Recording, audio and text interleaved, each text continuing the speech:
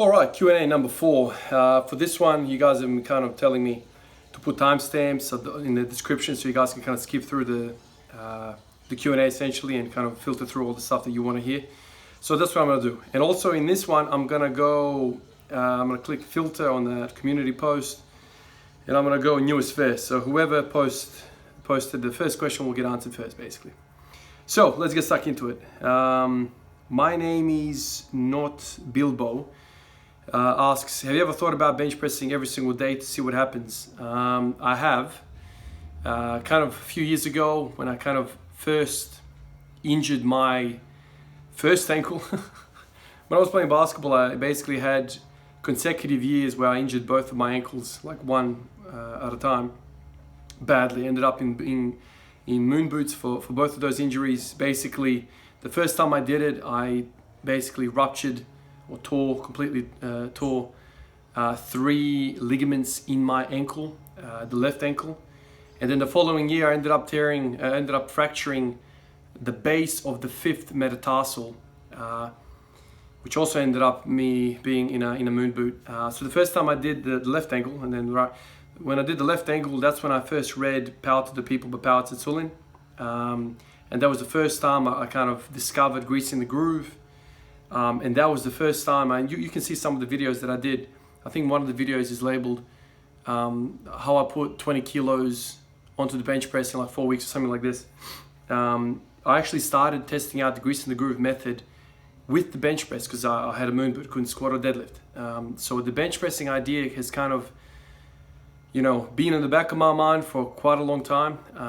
If I had more success with the squat everyday business, if I kind of worked out exactly what was going on earlier than I did, the hip was troubling me for the majority of this program with the squat every day. But if I end up somehow perfecting my routine for the squat every day, working out the best frequency, the best kind of volume, all that stuff, I might actually go back and attempt another bench press every single day kind of approach. As you guys know, I'm a big fan of frequency. I think out of all the pillars of strength training, I think frequency is my favorite. I don't know, maybe that's just me and my kind of basketball brain. If you practice something a lot, you're going to get good at it. Pavel Tsatsouline said, if you want to press a lot, you have to press a lot. Meaning, if you want to push a lot of weight, you need to do a lot of repetitions to get there. I think he ended up saying you need something like 50 reps 3 times a week if you want to be a good presser. Now these 50 reps need to fall in some sort of optimal rep range. He talked about kind of greasing the groove. There's many different approaches to this, but essentially you need to put a lot of reps in, and frequencies is one of the best approaches for it. Frequencies is my favorite. So yeah, maybe one day, maybe soon, I'll start playing with that. Alfred Chalakal says, what is a quote that you keep at the back of your mind when times are tough, when you're not progressing, or just life treating you poorly? So one of my favorite quotes is up there, written on the squat rack. Where did I come across this quote, man? I don't even know. And one of you guys actually pointed out that it wasn't Aristotle that actually came up with this. And then I kind of looked into it and I worked out Aristotle basically wrote this long piece, which basically he said that quote kind of thing. But there was another fella, I forget the name, much later, like in modern history, basically, who summarized what Aristotle was saying into this quote. And basically this is his quote, but Aristotle came up with the original. He says, we are what we repeatedly do. Excellence then is not an act, but a habit. So that's Aristotle stuff. So I think about that a lot. And that's kind of one of my go-to thoughts when things are getting tough. Because I always think to myself, it's a habit. Just keep it going. This is boring work. You need to kind of find fun in boring work. If you want to excel and become a master at something, you just have to keep doing it. Doesn't really matter if you're not progressing or not. This is all part of the game. That's kind of the number one quote. There's others, but this is kind of always in the back of my mind. Mine Douglas Baranuskas, I'm going to butcher all these names, but anyway, we need to see the Evo, mate. And a quick specs. Thanks for sharing thoughts on life, mate. Maybe one of these days I'm going to show the Evo. But so my Evo is basically an Evo 7. I'll tell you quickly a story, and then maybe like down the track when I have time, I'll kind of show the car, whatever. It's nothing crazy. It really isn't. But it's an Evo, and a lot of people love Evos, and I love Evos. So I had an S15, Nissan Silvia S15. I had 2 of them. And then, you know, when we had our son, I couldn't really put a baby seat at the back of that thing. And so I started looking at, you know, what I could actually drive, still have fun, what I could actually drive, still want a Japanese. And so the Evo was the best thing. I kind of went between Subarus and Evos.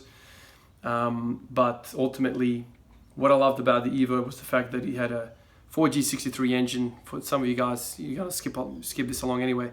But it's got the mighty 4G63, which is a world famous engine. It's very, very strong. And Evos are just freaking race cars, basically. The whole chassis is really good.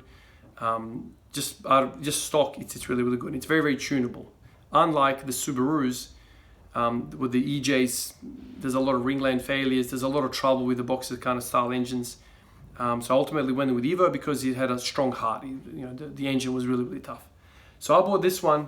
It already had the forged pistons, con rods.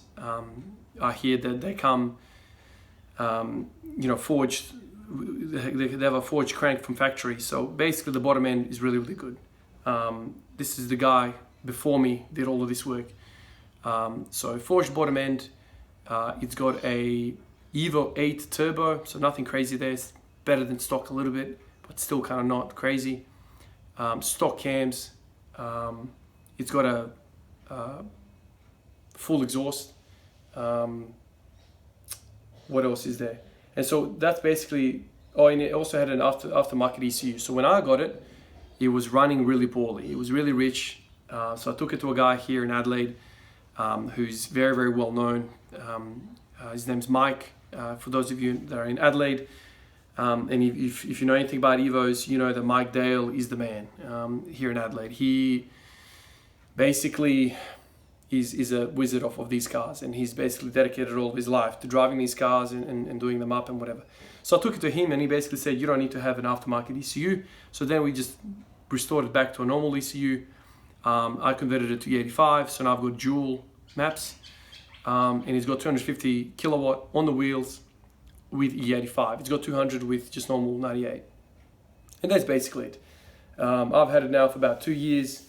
It's my daily, so it's nothing crazy. There's chips everywhere around the car. There's a big paint peel on the bonnet. So I don't treat it all that well. But down the track, I'm hoping to do some work to it. It's just whenever, you know, I have money or whatever. But right now, it's just a daily. It's a fine daily. That's basically, you know, I'll do a bit of a video, a couple of pulls or whatever, but it's a quick car, but it's nothing crazy. So that's that.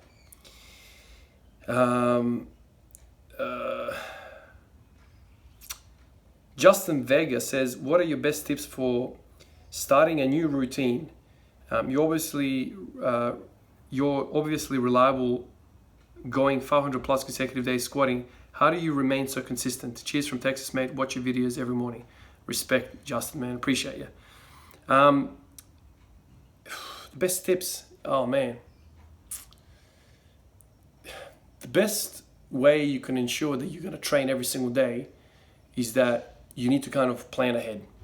So, I mean, me and my wife, when we go to bed, you know, we kind of go, what's happening tomorrow? Who's working? Who's not working? Where are we supposed to be? Whatever. And so we kind of just discuss and we kind of know exactly what's happening for tomorrow. If tomorrow is a chock-a-block day and it's going to be maybe uncertainty when we're going to finish up for the day, I just say screw it and I get up at 4:30 in the morning and I do my business. So planning is the number one thing. You can't wake up every morning and be like, oh, hopefully I can get my training in today. No, that's a constant. Training is a constant. So you have to always kind of plan ahead. If I can squat in amongst like a whole bunch of night shifts, 12-hour night shifts, you can squat, man. Like, it doesn't have to be. Some days I've come in here and like, you know, I wasn't able to get up at 4:30 in the morning and something has sprung up and whatever, I need to kind of be somewhere. or I've kind of run out of the day or whatever, I just basically do like a 15-20 minute squat routine. Take the bar for 20, take 60 for 20 or 10 or whatever, and then just thereafter I go singles and voila. You can basically, 15 minutes, man. Like you can do that on an ad break on TV. Like, you know what I mean? Like it's doable. As long as you say to yourself, you know, even squatting the bar is work. It's kind of like the discipline thing. So you don't have to say to yourself, okay, I'll plan on Monday, I was going to have a monster session and I can't because I've got no time and I'm just not going to do anything. No, just still come in, still do like a little minimalistic kind of routine. We should all have a minimal routine that you just kind of get in and get the blood kind of rushing around, and that's it. So plan ahead and have like a minimal type of routine that you can hit even when you're busy. Hocha Ingles, I think that's how you say it. How do I learn how to adapt my training like you? I think kind of like auto-regulating, I guess. Is that what you mean? It comes with time. It comes with experience. It comes with basically trial and error. I've had sessions where I've kind of killed myself, and I know how long it takes to recover from those sessions. A very, very long time. So, very, very long time. So, what I tend to do is I just think, okay, so this is the upper end of the threshold. What is the most minimalistic type of routine that I can possibly do? Okay, I got that one. So now I have kind of like a little threshold. I have two boundaries. And I kind of just always kind of fluctuate in between these two ideas. And I try and kind of always read my body. So I've always said this to you guys. I never had any expectations when I come in. Some of you guys say, oh, why didn't you kind of have bigger jumps leading up to kind of your PR attempts? It's because I never planned to have a PR day. I basically come in, I do my warm-up.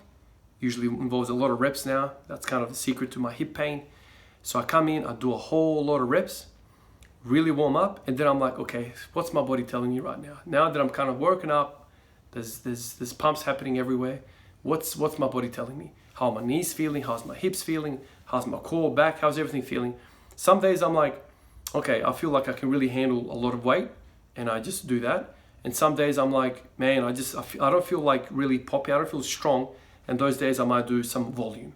Other days I feel freaking poppy as hell, and I'll do both. So I'll just sprint up to the top, hit a kick-ass single, training single, and then I'll back off and I'll do back off sets. So I guess it comes with time. And this is the thing with squatting every day, man. You have so much practice, you have so much time under the bar that you have that experience very, very quickly. After 30 days, you've done 30 sessions. That's a lot of feedback from your body. You just kind of learn that way what the body's telling you. There's no secrets, it's just experience. Kriko Mini says, where do you see yourself 5 years from now, training personally and professionally? If you could earn enough money on YouTube, would you do it full time? Where do I see myself in 5 years' time? Man. Well, in 5 years' time, the first thought is my kids are going to be, at 9 and 7. Wow. That's the first thought, to be honest, man. They're going to be big kids. I really hope I'll be able to, get involved, if they choose to play sport, get involved in some of their school programs. I'd love to be their coach for basketball or whatever sport, I guess, but basketball is my go-to sport. I'd love to do that. In 5 years' time, I really would love to get closer to 300 kilos. I really hope I have, developed. I've just run out of my, I have to show you, actually, 1 second. So, this is actually really cool. So, I started this training log. Can I show you this?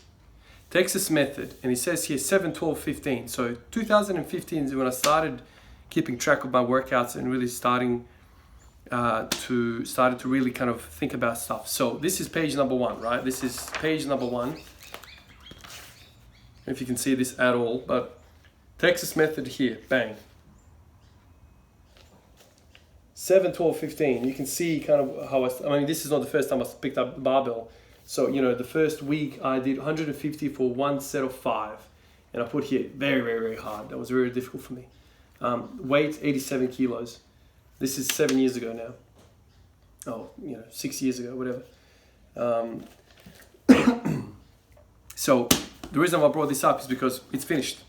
It's done. I've gone to cover. It's basically done. So I don't know how many pages are in here. Does it say on the cover of this thing? No, it doesn't. So I've finished this baby off. I need to get a new one. So in 5 years' time, I'm probably going to finish another one of these babies. And I'll hope one day if I can kind of sit down and really work out what's what. I mean, there's a lot of data in here. I've done a lot of documenting here. I've done a lot of thinking. There's a lot of my life is in here. So in 5 years' time, I hope to have kind of worked something out, found some consistencies, some patterns, and I kind of get on the straight road basically. Because a lot of this was trial and error, mistakes. Man, this first one, I'm gonna put a big ass 1 here, and that's gonna basically mean to me that this is where I made a lot of the mistakes. This is basically my LP, if you wanna call it. In 5 years' time, I hope to be closer to 300. I mean, in 5 years' time, I'm gonna be 36 years old, man. So, you know, hopefully I've kind of reached, I guess, my full potential, I guess, if you will. I don't know. I mean, some people break world records in their 40s when it comes to these type of sports, but professionally, I hope, man, you know, nursing for me has been a bit of a trick in recent times, because I've kind of reached a clinical level where, you know, not that I've maximized everything, but I'm very senior where I work. And a lot of the next steps involve me kind of going into the office on kind of managerial stuff, education. So I've kind of been unsure of where to take my nursing career. So I'm not sure what I'm going to do with that. Maybe I'll do something else, like, you know, but unsure about that. But in terms of YouTube, to be honest with you, man, like my true passion is training. If I could somehow make a living out of that, man, that would be amazing, man. If I could somehow do that. I don't think I would ever let go of nursing 100%. I think nursing is responsible for developing me as a human being. You know, without nursing, God knows where I'd be, man. So I think nursing is always going to be some sort of constant in my life, but if I could kind of drop that a little bit and just back a bit and pick up, you know, making these videos and maybe helping some of you guys out, you know, coaching or something along those. I haven't really given it that much thought. I mean, this year in January is when I kind of, you know, got to 1,000 subscribers, and now it's what, May, end of May, and I'm sitting on 40,000 subscribers. Like, the thing has been insane. I never thought this was going to be it. Like, I still first started making a video about just sharing my stuff, you know, collecting my stuff on a platform which it's always going to be there. If my hard drive dies, I'm always going to have it there. That was kind of the first thing, and just documenting my journey. And over time, I didn't think it was going to happen, and then one video last December just took off, and you guys have jumped on board, supported me, and there's a really cool community now following, and I'm learning from you guys, and you guys are learning from me. It's like a really, really cool thing. Only a very, very small portion of viewers are actually angry or want to fight or want to put me down or whatever. So I'm really blessed what this YouTube channel has become, really. So I would love to have more of this, absolutely. FKGLF says, definition of poppy. Man, poppy, I mean, you guys, when I first said poppy, I never thought there was going to be something, man, but it's kind of turned out to be me, really. So when I say poppy, man, I feel like I can, squat, and then as I come up, the bar pops off my back, kind of thing. Like I can jump with the bar. I'm explosive. I am just electricity. Everything feels light on my back. I feel strong. I feel powerful. That's kind of the definition of poppy for me. That feel. If you've been lifting, you know that feeling when you unbrack the bar and you're like, it's like a 1 rep max attempt or thereabouts on the squat, and you feel like you can freaking shoulder press that thing. That's like, you just feel like an animal, like a silverback walking around. That's kind of the definition of poppy. Just a silverback popping those trees out of the ground. Tarico16 says, note, I do powerlifting squats. I tried squatting every day, but it's just too much for me to do while studying and not getting enough sleep. My question is it safe for new lifters like me, 2 months into lifting, to get to higher weights without getting injured? It's getting scary heavy, to be honest. My end goal is 180 kilos, so 40 kilos to add to my squat right now. Also, is that goal realistic? People been telling me to take it slow, but I feel my body can take it, or maybe it's just my ego. I really need help. So you're 2 months into lifting and you're at 140 kilos. I mean, that's fantastic. Is it safe for new lifters like me to get into the high weights without getting injured? Look, man, I think it doesn't really matter where you are. It doesn't really matter how progressed you are. You just need to minimize deviations from the optimal technique, the optimal form. So if you're squatting 140 kilos with perfect technique, without any back rounding, without any knee valgus, you're good. You guys rarely see me break form. That's basically the ego part, is when you've loaded the bar up more than your technique can handle. So the key to lifting basically is lift as heavy as you can with perfect technique. That's lifting. The moment you start putting reps after reps after reps in with poor technique, now you're asking for trouble. Now it's just a matter of time before something goes bang. So I never want to expose my body to that. Yes, there is a component of you need to learn how to grind weights out. That's also a skill. John Bros said it. This is the first guy I've ever heard say that. You need to learn how to grind weights, without a doubt. But you can't be grinding that shit every day, man. You can't. The majority of your work, like 95% up, need to be perfect reps. So if you're squatting 140 kilos and you're good, and you get to 150, 160, and you're still kind of good, that's fine. But if 140 is looking like jack shit, and 150 is looking even worse, you're not training, you're working out, you're breaking yourself up. You're working out too much. You need to train, and training is, there's a difference between the two. Working out is just, you're just running up a hill, you're just trying to wear yourself out. Training is like this definitive, focused approach to exercising. It's not just, let's just get as much as working as possible so we can tire ourselves out. So it's not the quantity, it's the quality. Think about quality. Don't worry about people saying take it slow. Maybe you're just a phenom and you're just really going really well. If you are happy with your technique and nothing is hurting and there's no weaknesses popping up and you're happy, keep on pushing, man. Doesn't really matter if you're 2 months in. If you're getting crazy progress and you've learned your technique really well. Now this is the big question mark for you. Are you happy with your technique? Is your technique really good? If it is, keep going, my friend. Tarico16 says, I study in med school and my ADHD is literally killing me. How can I beat it or lower it? ADHD. And I'll be lying to you if I'm an expert about ADHD.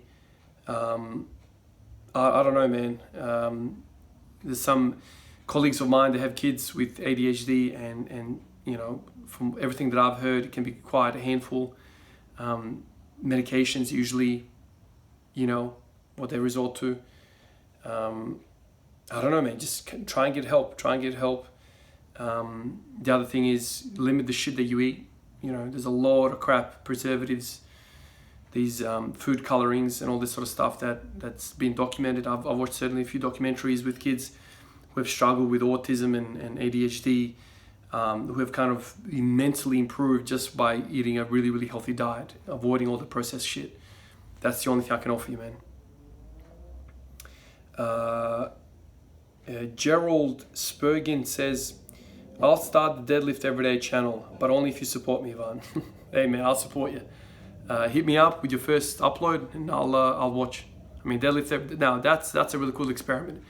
Deadlifting is a beast. I mean, there's a few of you guys who have kind of had chats with me over my time on YouTube who have said that squatting is much more taxing for you guys than deadlifting. I'm the other way around, man. Deadlifting straight up feels like I'm laboring in the fields. I'm just in the mines. I just feel like I'm just working hard. There's like no two ways about it. I just feel super, super just labory, like I'm laboring with deadlift. So if you can do that every day, but you would need to have a really, really precise approach about this, because you can't, I don't know if you can do daily maxes, like training maxes with a deadlift.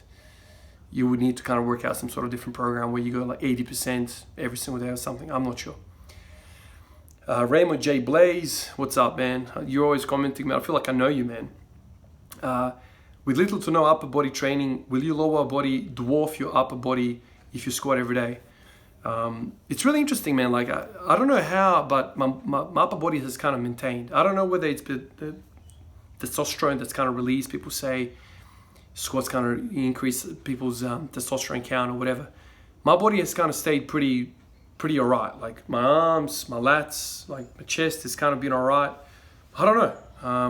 I mean, I'm not planning to just, I mean, I know I had a long period of time of not doing any upper body, but I'm planning to kind of get back because I've got upper body goals as well.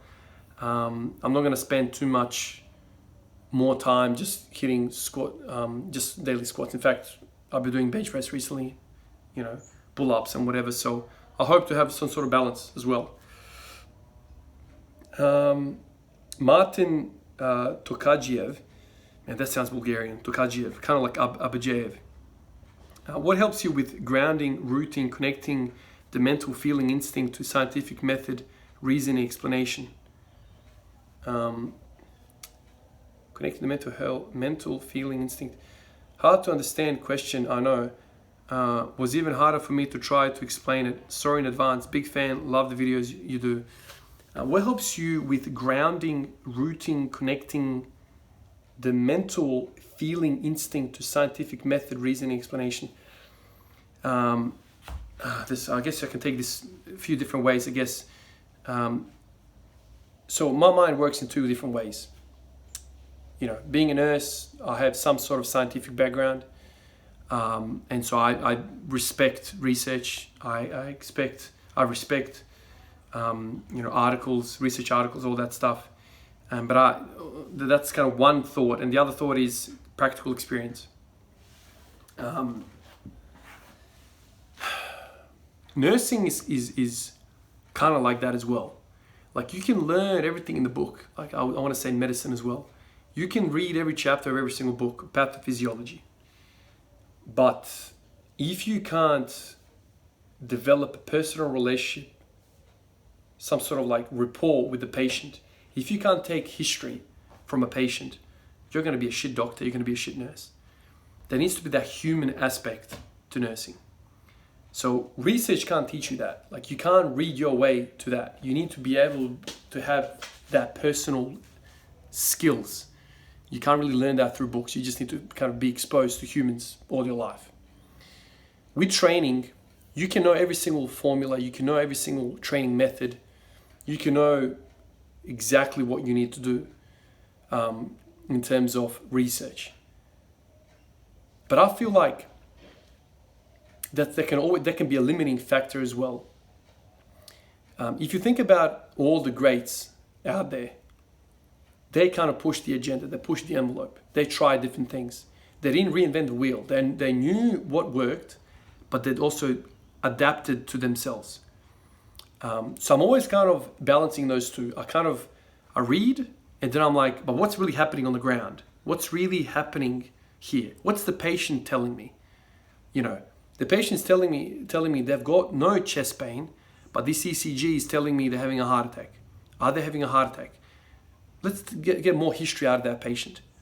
I did 5 sets of 5, and I feel like it's too heavy at 80% for me, man. It's breaking me down. But that program says I have to up 5 pounds next training session. It's that kind of thing. So it's always kind of like a little balancing act between those two. I respect the program. I respect the research. But what is really happening on the ground? I'm always kind of more leaning towards the ground, because that's the actual act. That's what's happening. Theories are great, but it's very, very hard to write theory that meets every single scenario. It's very, very difficult. So you need to apply some of these theories, apply some of these programs and plans, and adapt it to what's happening on the ground. That's what I'm getting out of your question, and that's kind of what I'm always kind of thinking about as well. This is why I lend myself to autoregulation so well.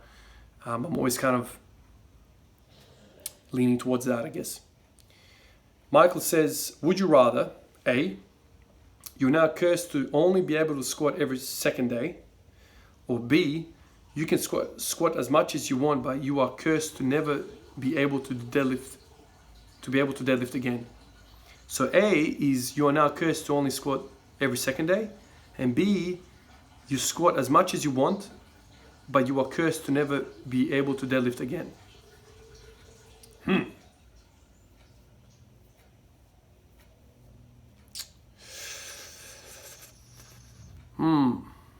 Man, it's tough, isn't it? I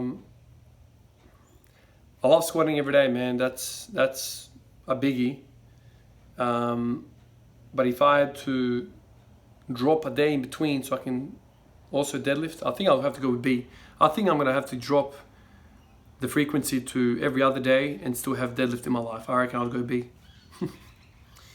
Ahmed Osman, do you watch football, soccer? Yeah, man, I try and keep a track of it. It's really hard now with kids and all that, family, work. I used to watch UEFA all the time, UEFA Champions League. I basically now keep, watch the highlights of the major leagues, mostly English Premier League. Also kind of watch Ronaldo now that he's in Serie A. Also keep an eye on Messi, you have to. The Spanish league has always been interesting because of Messi, I guess. If Messi wasn't there, man, that league would be not that exciting at all. But yeah, I try and keep a track of all the kind of major attractions. Eloy says, how do you prepare yourself for big life decisions? Oh man, that's a deep question. I don't know, man. It depends what it is.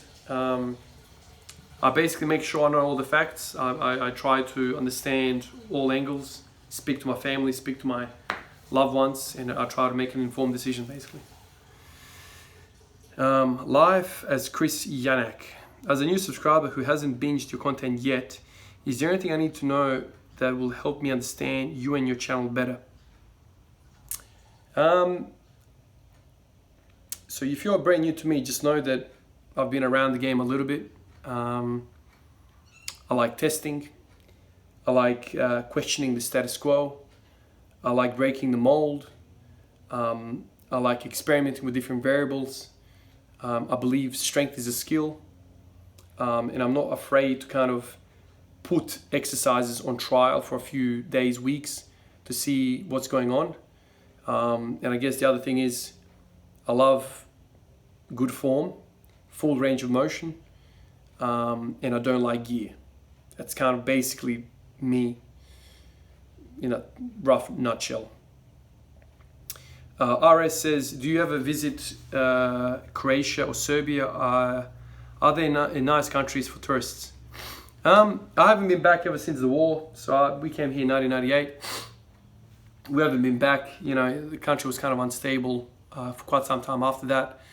And then, I started school, work, family, all that kind of like took off, and we never really had a chance to go back. But yeah, so Croatia is a very, very popular tourist attraction, more so than Serbia, I think. I think the tensions have kind of decreased a fair bit now. Yeah, there's still some trouble over there, I guess. When you listen to the news, Serbian or Croatian news, there's always trouble in Europe, it seems. But I haven't been back, but if you haven't visited, man, like that coastline of Croatia is excellent. There's some really cool spots in Serbia as well. It's my country, man. Like, I wish it was Yugoslavia. I wish it was all one unit. Yugoslavia was one of the powerhouses in sports and just in general. Like, it was a beautiful country before it kind of fell apart. Eric the King says, you ever do low bar squats? I never do low bar squats. Number one reason is because I can't reach.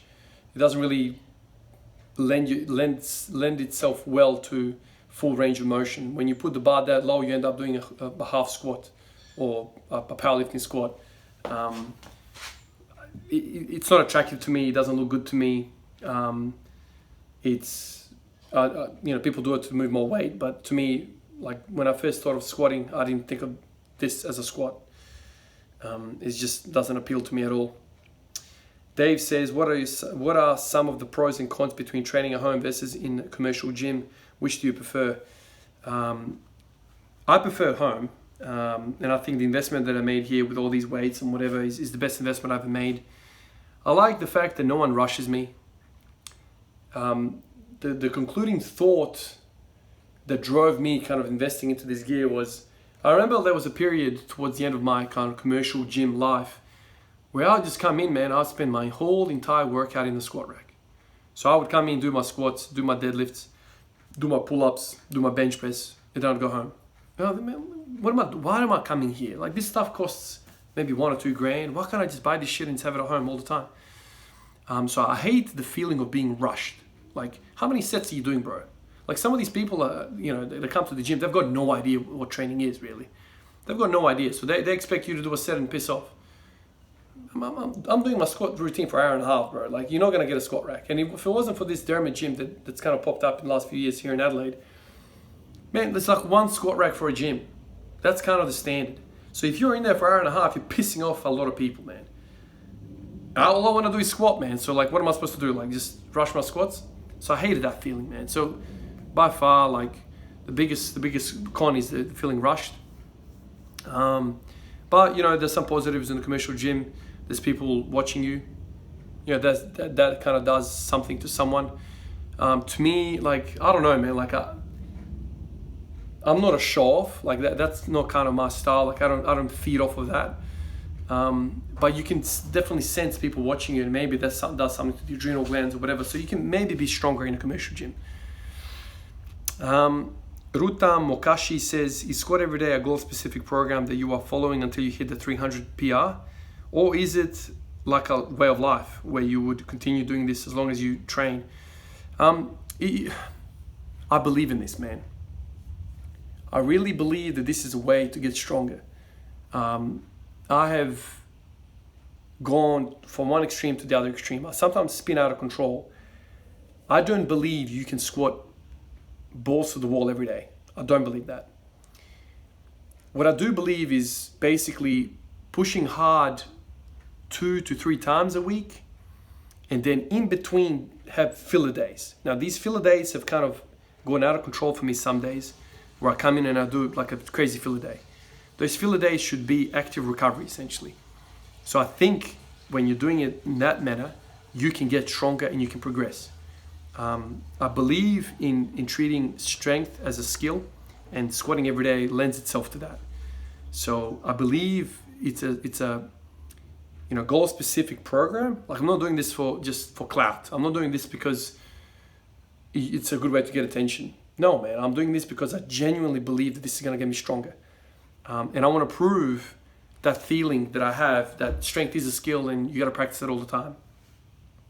And it's also a way of life, man. Like, it's after 530 days, it's just, I can't remember life any other way, really.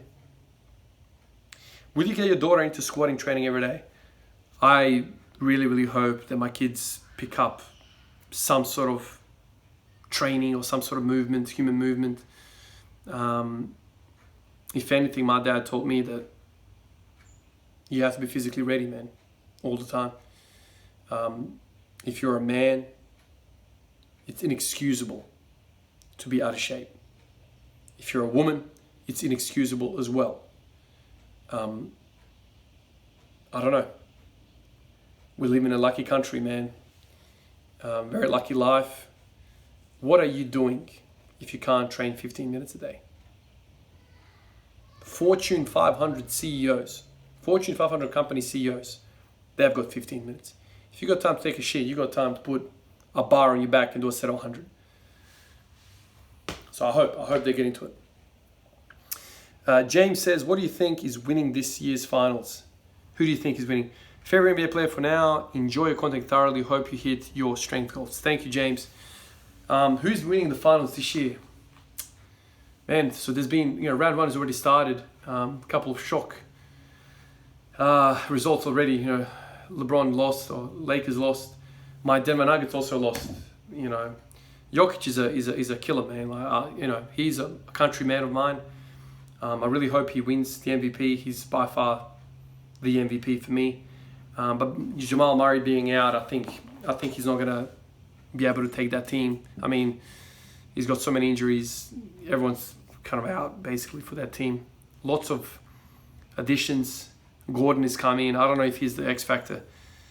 With the Lakers, I think LeBron's slowing down, man. Like, I really feel like he's slowing down. I know in the first game when they lost to the Suns, it was a bad shooting night for AD and LeBron. I think they'll bounce back, but I don't know. I mean, the Suns are going to be a difficult out for them. So I don't think it's going to be the Lakers winning the whole thing. I don't think the Clippers are going to be... Man, the Clippers have played shit house, man. I think the Clippers might get bounced by Dallas. I don't know, man. It could be an East team. Could be somebody from the East. It would be really cool if Giannis could do it, man. If Giannis could do it, it would be really, really cool. Because that guy, I like him, man. He's driven. He's got that focus of a champion. They've got a really good team, man. They've got some shooters. If I had to say who is going to win?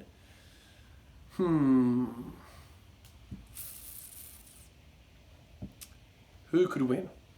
I don't know. Let's just say Giannis. I have to think more about this, but I think MVP is going to be Jokic, and let's say Milwaukee is going to win it all. I think. Only because the Lakers seem to be too injury prone, man. Like, I think LeBron and AD are not ready for the playoffs, and I think Giannis is going to come out on the other side. He's going to plow through everyone over there. He's going to come out strong. Tobias Radloff says, what is your physique goal? Do you even have one? Do you care about how you look? I do care about how I look. I definitely want to be in shape. I don't want to be fat. I've always said that. I like to have six-pack. I like to have a good form. I also like... I'll tell you exactly what I love in a physique. I like the athletic look. I like the look of this guy's strong. And what gives me that idea is when people have like strong traps, you know, really strong looking traps, poppy traps, and strong quads. When I see that, I'm like, man, this guy could throw me in the air. Kind of like their wrestler look. I really like that. So you get strong legs by squatting every day or squatting. And you get traps, man. I think like my traps have kind of grown recently from front squatting. So that's kind of interesting. But eventually I like those two muscle groups to kind of be strong on me. The upper back strength and the quad and kind of lower leg, kind of glutes, hamstring. I love that. So those are my goals. I'm not there. But there's also a limit of how much you can actually put on as a natural lifter, man. So, I don't know. Peter Hoffman says, knee pain, what to do? They don't affect my squatting for some reason. Just sitting hurts like a motherfucker. Getting up to be particular. Feels like chronic inflammation. With knee pain, man, like I have never had knee pain. I had knee pain as a basketball player when I was like 15, 16 years old. I remember I used to have a knee brace. And it was getting worse and worse and worse and worse. Then I went to a masseuse. And the guy basically, I remember, man, that guy made me cry. He smashed my TFL, glute med, smashed my ITB. Now, I don't know if you're supposed to be smashing ITBs because that's just a freaking tendon. But he smashed all of that. Ever since then, I've never had knee pain. So, in my experience, if you've got knee pain, your hips are probably jacked up. And what I would also add is that your hamstrings are probably weak as shit. You're probably quad dominant. Most people are. So, work on your hamstrings. Lying leg curls is cool. That's cool with me. If you want to do naughty curls, that's cool. But those are like negatives. Very advanced. You can't even do a single concentric rep. I don't get the point. I know knees over toes guy always talks about it. But all these people are doing is just eccentrics, eccentrics, eccentrics, eccentrics. The guy's 3 years in, he's still doing eccentrics. You know, like you can do 1 or 2 reps or whatever, 5 reps after years of doing Nordics. Just do leg curls. Get your hamstrings stronger. Do leg curls, do RDLs, deadlifts, all that stuff. And I hope that sorts your knee pain out. Jason Hardin says, yeah, I got a question. What's up? What's up, man? Plasma says, tips on auto-regulation training. Auto-regulation, be honest. Warm up and use this guy, use the camera, record yourself and be honest with yourself. How it's looking and how you're feeling. Sharp, shiny shoes. How did you become so wise? Oh man, thank you. I don't know if I'm wise, man. I don't know, man. I'm 32 years old. I've been through some things, I've seen some things. I'm a nurse, I work in ED, I've seen death, I've seen pain, I've seen suffering. I've had happy times in my life. I've kind of seen the full contrast, and just through, I guess, mere existence, I've kind of just learned some things. Plasma again, he says, hey, I'm planning to train my dad. Extremely poor mobility and no strength almost, 78 years old. How would you go about training an older person for them to restore mobility and gain strength for overall quality of life? Love your vids, man. Keep it up. Man, that is a cool thing that your dad's even signed up to do. That's a really cool thing. So, somebody of age, the number one thing I would want to know is previous injuries, previous sporting history, if there's any. And then you would have to kind of come up with a routine with these things in your mind. So if somebody's got a fused lower back and chronic injury lower back, then you kind of need to work around that. Let's just say your dad doesn't have any chronic injuries or any slipped discs or he's got a bit of cartilage in his knees and whatnot. I would just say, man, don't even touch any weights for a while. When in doubt, Powerlifting says, when in doubt, train your midsection or core. Powerlifting hates saying the word core. He likes saying midsection, but he used to say, when in doubt, train your core and grip. I don't think I want to get somebody in and just 7 years old and start squatting right away. There needs to be some sort of GPP involved before you even get to the bar. Squatting looks easy, but it's very, very complex. There's a lot of things need to happen in this midsection for them to be safe going through that motion.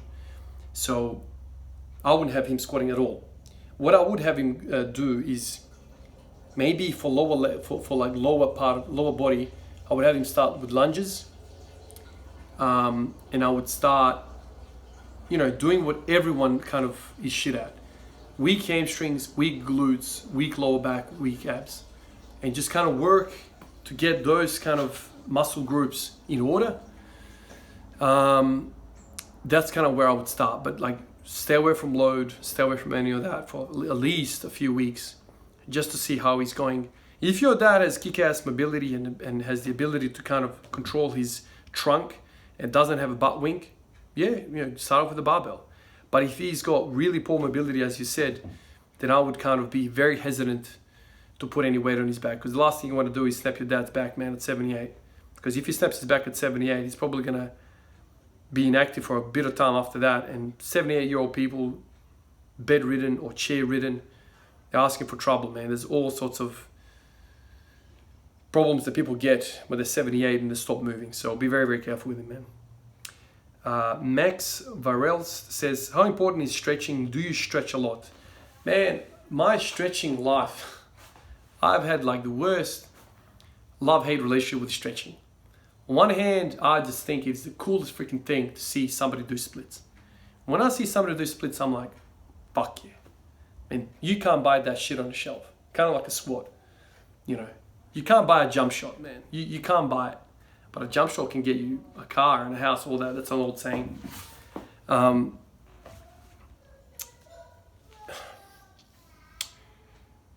wish I stretched more. The trick with stretching is, and this is where I kind of fall into my little mental traps, is that I believe, and this has kind of popped up in my life over and over again, I believe that a weak muscle is a tight muscle. I believe that a tight muscle is a weak muscle. So if you have tightness and you start stretching it, you might be asking for trouble. So definitely never stretch the hamstring for me. No, don't stretch the hamstrings. So what do you want to stretch? Maybe the adductors. I'm happy to stretch in the adductors because they work so hard in the squat, and I know I've got some juicy ass adductors. So you need to be very, very careful with stretching. Don't just stretch for the sake of stretching. Stretch with a purpose, and stretch with PNF stretching, proprioceptive neuromuscular facilitation stretching. Don't do static stretching. So it's specific. My answer is very specific. Be a focused stretcher. Cody Cannon says, what is it about the squat that made you want to master the squat? Man, I struggled like a motherfucker with the squat when I first started. Quarter squat, half squat, falling backwards, ankle, heels rising, all that shit that you guys tell me that are starting out. I just couldn't understand how Exhibit A can squat ass to the ground, like no problem, ATG. Exhibit B can't even do like a quarter squat. I couldn't understand. And so over the years, it's been such an interesting thing to me, the mobility side. It's not ankle mobility. I guarantee you, I've seen people never put their knee over their toes and have perfect ATG. And they don't have femurs like this either. There are other things happening there. There's rotations, there's shifting of the hips. The eye doesn't see internal rotation of the hip. Disguises, you kind of hide your femur. It's really, really interesting. So the fact that it was very, very difficult to get it going got my thirst, my hunger to perfect it. LT Balmy says, is daily stretching yoga beneficial for lifting and building muscle? I've never done yoga, man, but I think stretching should be treated, like proper stretching should be treated like any other thing. It can do muscle damage, so you can't go bonkers every single day. If you're stretching within reason, kind of like auto-regulating my squatting, then you can probably stretch every day, yes. Void says, what are your goals for the bench press and deadlift? So bench press all time, 4 plates. If I can hit 180 ever, it will be a dream. I don't know if I can get that. We'll see. With the deadlift 300 kilos. That's what I want. I think the deadlift and the squat are kind of hand in hand. The bench press is a anomaly on the side. It's kind of upper body, and I don't know if I'll be able to get that. I've never really cared about it enough, but like I've already said in the video, I want to get one day, start really focusing on the bench press alongside the squat as well. I just want to make sure I clear up this craziness that's been happening with my squat, the hip pain, this, that, the other. I've had a shit month this week, but hopefully I'll get back on track soon with all of this. Do you drink alcohol? Gerald Spurgeon says, do you drink alcohol? Can you reveal if you have used psychedelics or recreational drugs in the past? Yeah, I drink alcohol, man.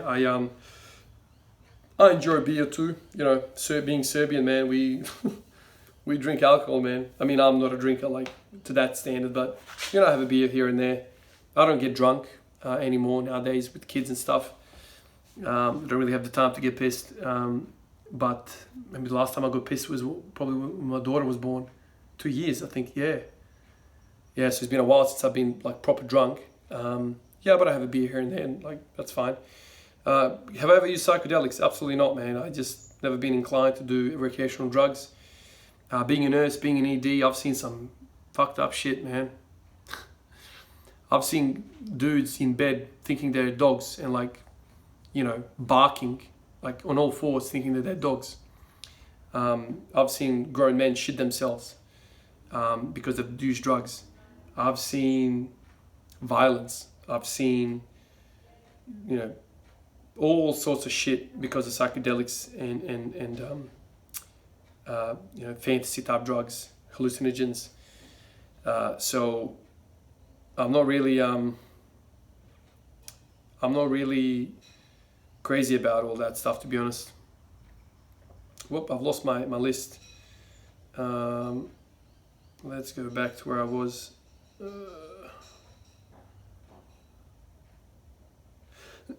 Where were we? Psychedelics. How can I forget? So yeah, I drink alcohol, but it's not like, I regularly go a week or two without drinking alcohol, so put it that way. So if I have somebody over and they want to have a beer or two, yeah, I'll have it. But I enjoy drinking beer, but I don't enjoy getting drunk because the hangover feeling is just shit. All right, so Alpha Caboose says, hey man, big fan of your channel. Thank you, man. Very special stuff. Thank you. I remember you saying you don't want to gain too much weight to achieve 300 kilo squat. Pretty much that a 300 kilo squat at 120 body weight is out of the question. Would you make an exception to this if it meant hitting 300 kilo, maybe 5 or 10 gain weight, for example? I think for me, 100 kilo body weight will be the absolute top. I don't think I want to gain a single kilo above that.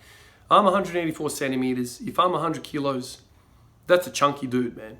That's a chunky dude. And I'm like, I don't feel good when I'm chunky.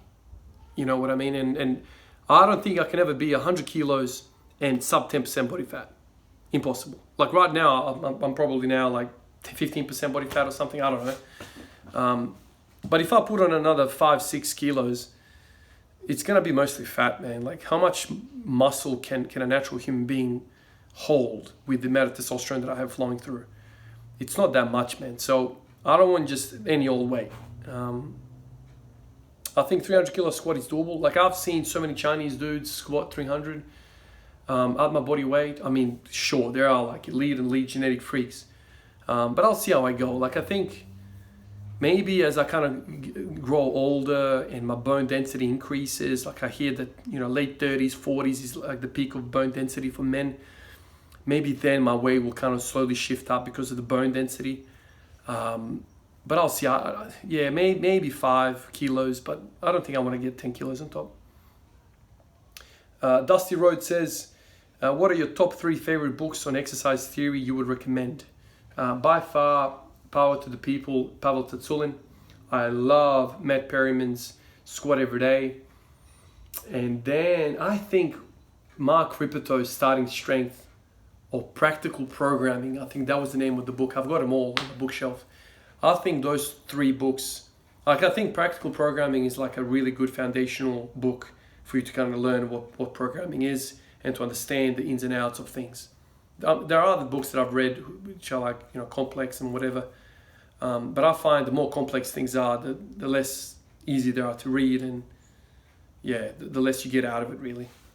You know, because some of these books, man, like you almost need to be an academic to freaking read them. Like it's very hard to digest. Caleb Patton says, not so much of a weightlifting question. How do you quantify success, though, through personal happiness, material value, things that they've done? Man, success, happiness. I think happiness, dude. I think happiness comes from within. We've seen way too many people commit suicide who are at the top.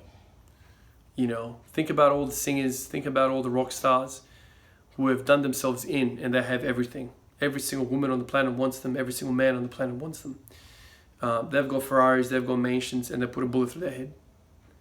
So material shit means nothing. You can see that just from looking at fellow humans walking the earth. Happiness comes from within. You have to look inside for these answers. You need to battle this guy. You need to work out the demons in your head. You need to get in, you know, one with your spirit, with your soul. So happiness is in here. You don't need any of this shit. You don't need anything. You need to just sit in a dark room and think to yourself what you have, what you don't have.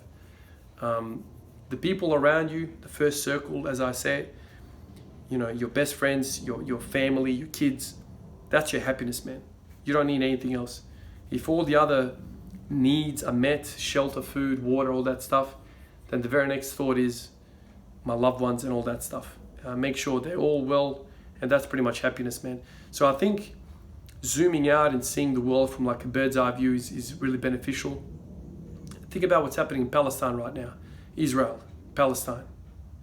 These people have been at war for like 1,000 years, it seems. That's a horrible place to live, man, right? How lucky are we? So I always think about zooming out and thinking, you know, within. Screw materialism, man. Steven Hernandez says, sorry, another 20 rep squat question.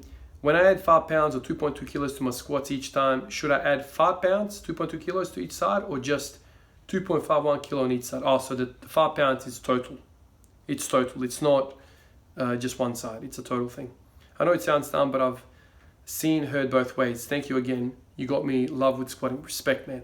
Yeah, no. So when people say how much weight you're adding, it's the total weight on the bar. Let's do one more. In the long term, what do you feel makes you happy? In the long term, health for me and my family, having enough to live on, and just doing the things that I love to do. That's pretty much happiness, man. If I can wake up every morning and get excited about my family being happy and healthy, and I get to do the things that I enjoy doing, that's pretty much happiness to me, man. That's a perfect life. All right, guys, I'm gonna wrap this up. I don't know how long this video is, but I'm gonna try now sit down and put timestamps so you guys have basically a resource there of the questions, and makes it easier to digest. All right, guys, I'll catch you guys in the next one. Peace out.